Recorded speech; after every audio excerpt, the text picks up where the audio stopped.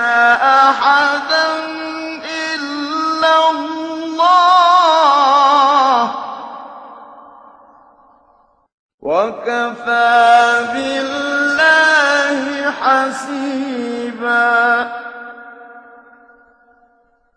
ما كان محمد أبا أحد من رجالكم ولكن رسول الله وخاتم النبيين وكان الله بكل شيء عليما.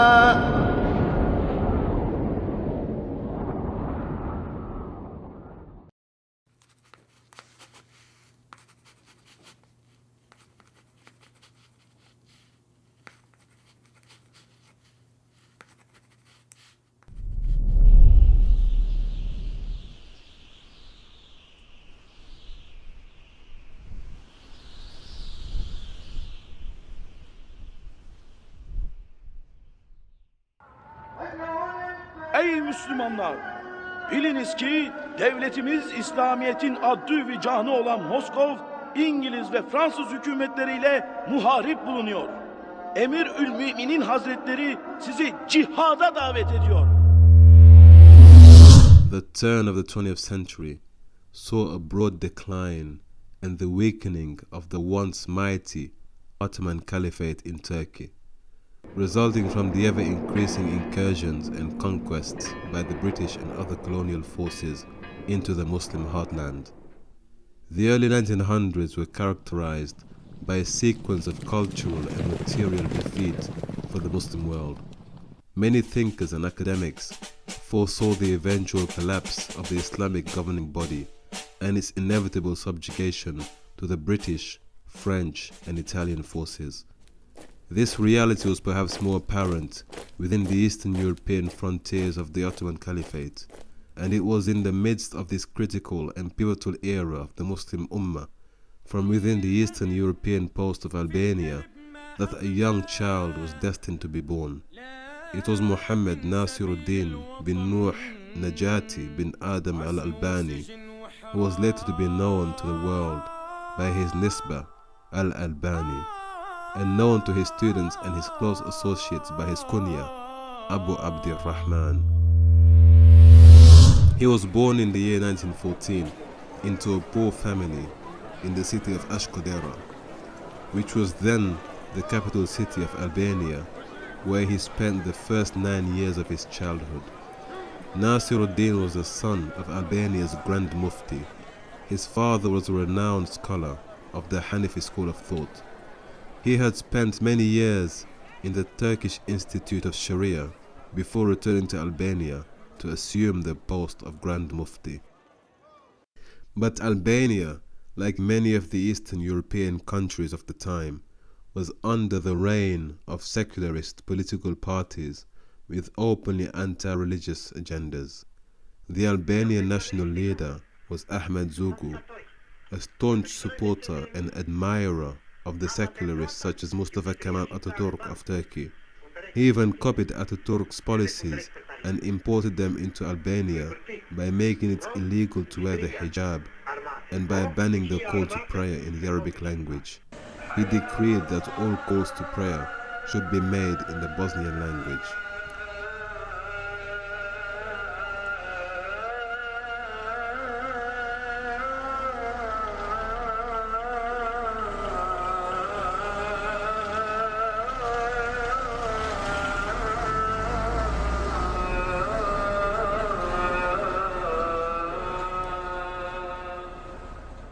Nasirudeen Al Albaani's family decided to escape the encroaching influence of Zogu's secular philosophies and political agenda by making hijrah to the Levant, also known as Bilad al-Sham.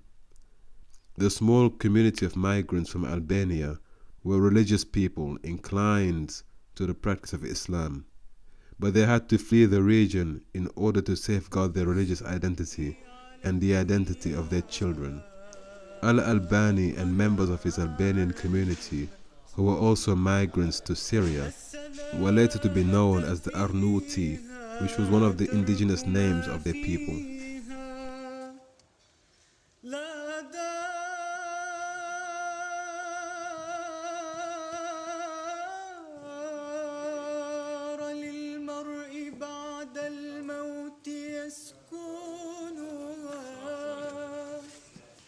In Damascus, Nasirudeen was blessed to have been in the midst of many eminent and learned scholars. The city was buzzing with ancient libraries and study circles, which was a world away from the situation back in Albania. The young student was now in close proximity to the famous Zahiriya library. It would soon become a second home for the keen student of knowledge. The young Nasirudeen Al Albani received his first exposure to Islamic studies at the hands of his esteemed and capable father, a scholar in his own right. Under his father's tutelage, he studied the rules of tajweed, elocution, Arabic grammar, and morphology, as well as reading the canonical manuals of jurisprudence in the Hanafi school of thought, namely Mukhtasar al-Quduri and other great scholarly works. The young man was also enrolled into local seminaries, which would enhance his knowledge and help him to further his studies under the tutelage of Syrian scholars. But life as a migrant was tough on Nasirudeen and his family, so in order to support himself and secure his future in the economy, he became an apprentice and took on the vocation of carpentry and horology. He would go on to master the art of horology and earn his living as a watch repairer. Contrary to what some adversaries and detractors have accused him of, Sheikh Nasirudeen had in fact studied with many reputable and recognized traditional scholars from Syria. He studied under Sheikh Muhammad Sa'id al-Burhani, who taught him Maraqi al-Falah, a seminal Hanafi manuscript. He also studied under Sheikh Allama Bahjatul Baytar, among many other notable scholars of Damascus. The young Nasirudeen was very studious and intelligent. He occasionally recounted his youthful obsession with reading books of all genres, including popular titles as well as rare and obscure literary works. But his interest in the prophetic tradition and the science of hadith was sparked by the monumental work and publication of Sheikh Rashid Rida in his popular periodical magazine Al-Manar. Rashid Rida and his critical analysis of Imam al-Ghazali's phenomenal book Ihya Ulumuddin caused the young Nasirudeen to explore the field of hadith criticism in greater detail. So enthusiastic and captivated was the young student of knowledge that his life would soon be consumed by the study and analysis of hadith.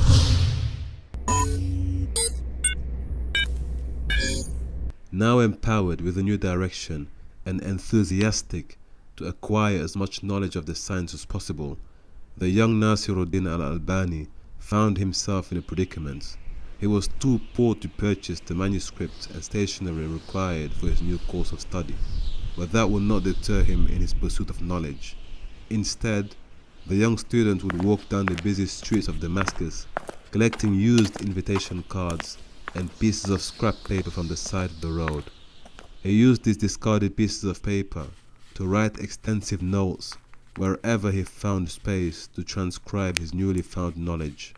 This was also the early practice of the great Imam and scholar Muhammad ibn Idris al-Shafi'i, who was also stricken by childhood poverty and obliged to collect scrap paper outside the administrative office of the Khalifa in order to record extensive study notes during his adolescence.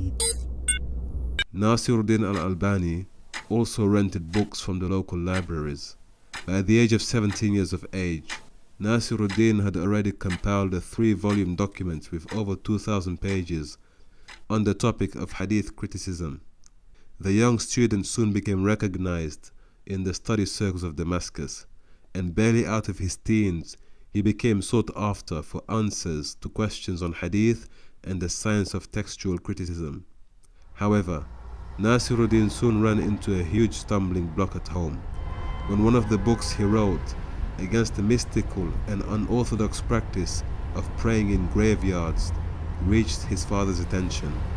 Nasirudeen was soon kicked out of his home after supporting his point of view with various textual proofs and evidence, while refusing to blindly follow his father's opinions and his preference for the Hanafi school of thought. But despite the intellectual drift between father and son, the twain were soon reunited, and the young student of knowledge regained his father's love and support. His father would even seek his counsel concerning the authenticity of certain narrations and traditions. But the young man's knowledge was not acquired by reading books alone. He was perhaps an ardent and somewhat excessive reader, but he was by no means an autodidact, as many claim him to have been. The young scholar did not extract his vast knowledge from the inanimate pages buried beneath the dusty covers of some obscure books he found at the old library, but he pursued studies in the science of hadith criticism under the guidance of notable scholars such as Sheikh Muhammad Raghib at-Tabakh of Halab, who eventually awarded the young Nasirudeen with an ijaza, or a certificate of authorization to teach and relate traditions. But to Nasirudeen's own admission, the certificates of authority did not mean much to him. He was in love with the science itself and found motivation in the research and study of hadith, not in acquiring accolades and certificates. By the 1930s, Nasirudeen Al Albaani began to specialize in the field of hadith studies. He was barely in his early 20s at the time. He transcribed and commented on Al-Iraqi's monumental work, Al-Mughni.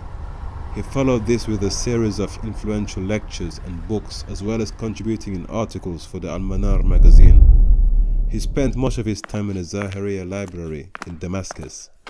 He would make daily visits to the reading room, where he spent between 6 to 8 hours at a time reading through classical manuscripts and treatises.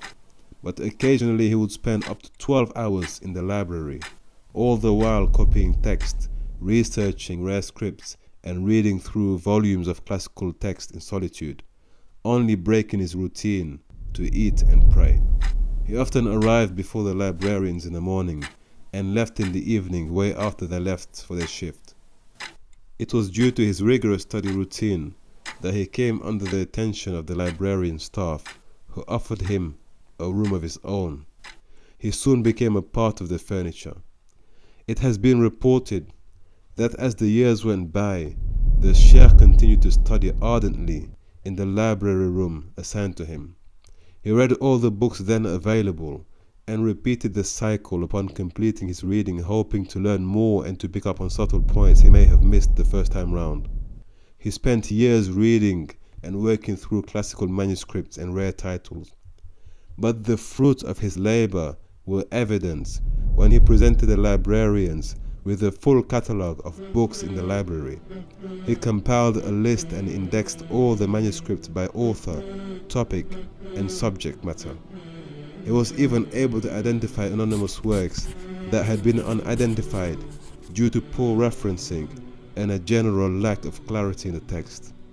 He was able to do this by reading all the books in the library and correlating citations from books in the same library. By this effort, he helped preserve many classical manuscripts and documents. In fact, some of the books that were present in the library were not even known to the staff until the Sheikh pointed them out in his discoveries. These discoveries opened a new treasure trove of scholarly work and helped a new generation of researchers and students of knowledge to further their studies with this recovery of these priceless manuscripts. In fact, so deep was the Sheikh's love of literature and learning that it was once reported by Dr. Mahmoud Al-Mirah that he witnessed the day when Sheikh Al Albani climbed the ladder in the Zahiriya library and picked out a manuscript from the shelves. He immediately opened the book and was so consumed by its content to the extent to which he stood on the ladder for 6 hours uninterrupted and unaware of the time that had passed him by. Sheikh Nasirudeen Al Albani soon earned a reputation for his love of hadith and his studious commitment to the pursuit of authentic knowledge.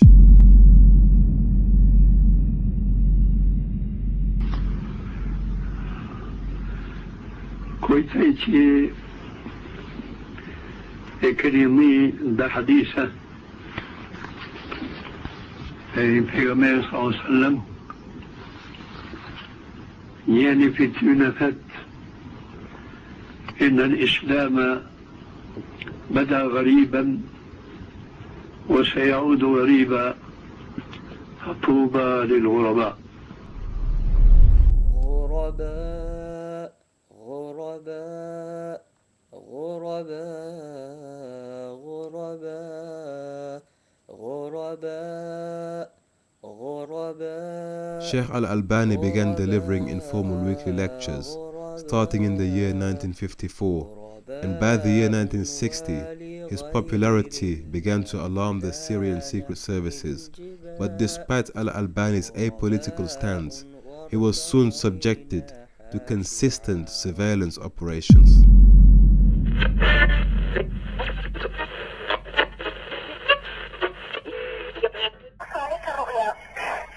خيرا رأيت إن شاء الله. وشر.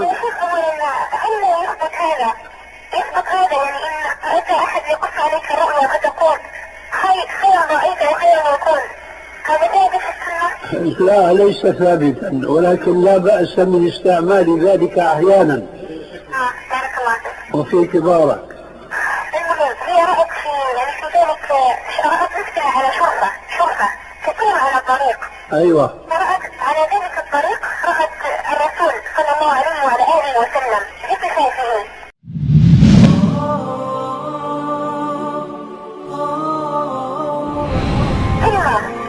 ورأتني يرحمك الله يا شيخ، رأتني يعني واقفة أمام الرسول صلى الله عليه وآله وسلم، رأت الرسول صلى الله عليه وسلم يتبسم إليه وأنا أتبسم إليه، ثم ناديتها وقلت لها انزلي معنا، فلما نزلت فسألتني لماذا تنظرين؟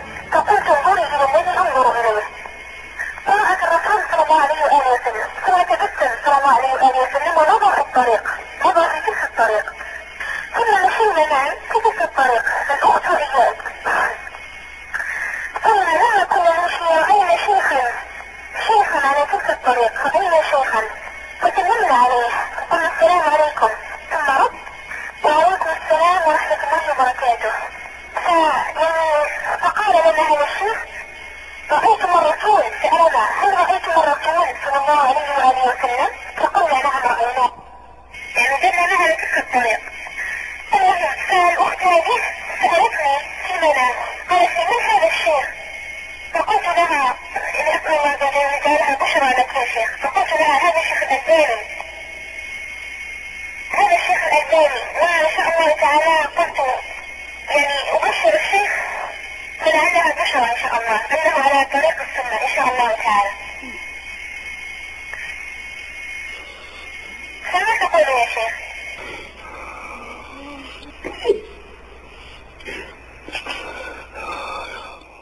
يسعد فؤادي كلما ذكر الحبيب ترنما، ذاك الذي رب العلا صلى عليه وسلم. يسعد فؤادي كلما ذكر الحبيب ترنما، ذاك الذي رب العلا صلى عليه وسلم. After a number of his works appeared in print, Sheikh Muhammad Nasirudeen Al Albaani received a generous invitation to teach hadith at the University of Medina. His invitation was extended to him by the Grand Mufti of Saudi Arabia and the Chancellor of the university. Sheikh Nasirudeen Al Albaani became the founder and chief lecturer at the Hadith faculty in the Islamic University of Al Medina. However, this appointment was not long-lived. Unbeknown to many admirers and followers of Sheikh Nasirudeen Al Albaani, there are reports that the Sheikh left the University of Al Medina following his opposition to the view that the niqab, the face veil worn by Muslim women, was compulsory in Islam. Accordingly, he provided evidence from the hadith demonstrating clearly the voluntary practice of wearing the veil. He also supported his findings with various authentic texts and irrefutable evidences, which he compiled in his book entitled Jilbab al-Mar'at al-Muslima. With this document, he presented his opinion, based on the Quran and the authenticated Hadith literature, that women were not obliged or compelled to cover their faces. However, if they choose to do so, then it would be their personal decision, for which they would be rewarded by God. But the practice should not be imposed on women as a compulsory act of compliance, as was the general practice and the accepted norm in Saudi Arabia. His courage and intellectual integrity shone through during this episode of brief disquiet at the university. Although some scholars have also defended the opposing view, they still admired his knowledge and specialism in the field. There were no personal attacks or attempts to defame the Sheikh due to this disagreement. Following this brief event, the Sheikh left Saudi Arabia after having served 3 years at the university. He subsequently returned to Damascus and resumed his work as a watch repairer. Upon his return to Damascus, Sheikh Nasirudeen Al Albaani continued his research and students flocked to his circles of knowledge. It is reported from reliable sources that the Sheikh would teach up to 6 hours a day. One of his students was reputed to have even recorded 6,000 lectures delivered by the Sheikh. Sheikh Nasirudeen Al Albaani visited several countries to deliver seminars and lectures. Amongst them were Qatar, Egypt, Kuwait, the United Arab Emirates, Spain, and the United Kingdom. But for various reasons, he was forced to emigrate a number of times, moving from Syria to Jordan, then back to Syria again, then to Beirut, then to the United Arab Emirates, and back to Jordan.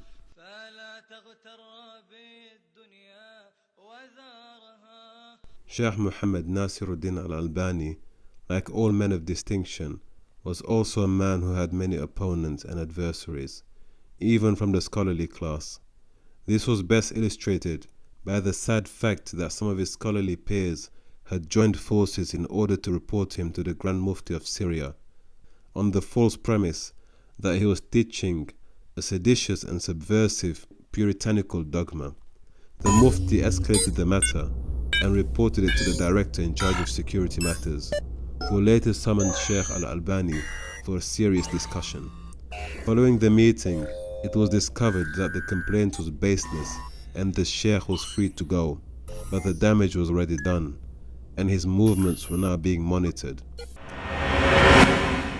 Yet despite Sheikh Al Albani's apolitical nature, he was still persecuted several times by the Syrian regime.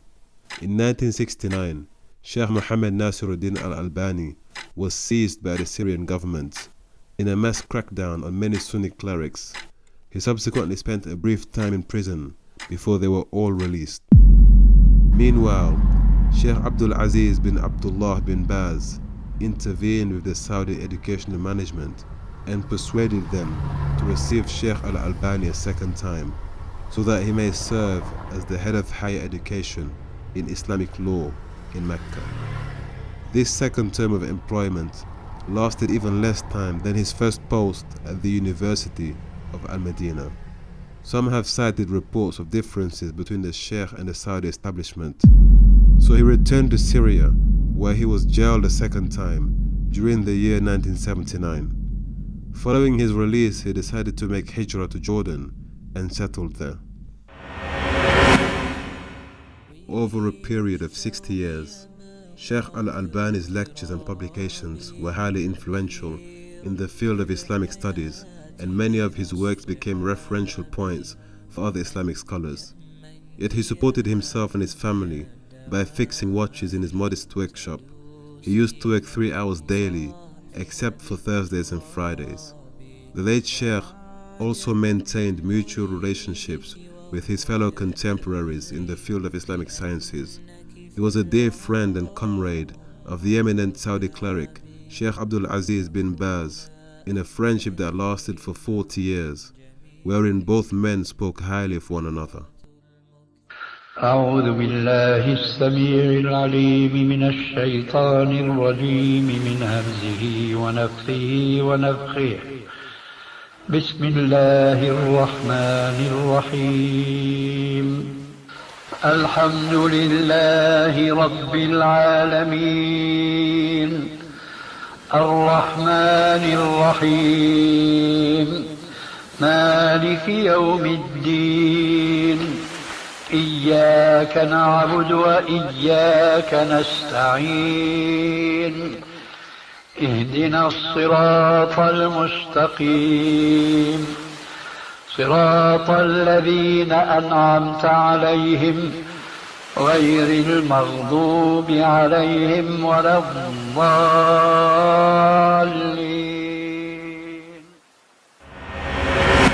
He died on Saturday, October the 2nd, in the year 1999, following the afternoon Asr prayer. He was aged 88 years old. It was in the same year when he won the King Faisal International Prize for his contribution to scholarship in Islamic studies. Sheikh Muhammad Nasirudeen Al Albani's body was buried in Al Hamlan graveyard, a walking distance from his home. It is reported that over 5,000 mourners attended his funeral prayers that day. Sheikh Muhammad Nasirudeen Al Albani was the author of hundreds of books, some of which exceeded a total of 40 volumes each. His call for a revision to the old way of thinking lasted many decades. He lectured, wrote articles, authored books, taught at prestigious universities, and influenced an entire generation of brilliant scholars and legal theorists. Above all, he challenged the scholarly establishment to review and re-engage the classical text with a renewed zeal and sense of urgency. He provided a new spring of rejuvenation to the science and discipline of hadith studies, one that was slowly fossilizing and stagnating as more academics were only willing to view the text with a passive eye rather than a critical eye, and the analytical approach that was befitting and wholly necessary for the advancement and reawakened effort to reclaim and re-establish the lofty principles and truths conveyed by the authentic traditions. May Allah grant Sheikh Nasirudeen Al Albani a great reward for his contributions, and may He grant him paradise.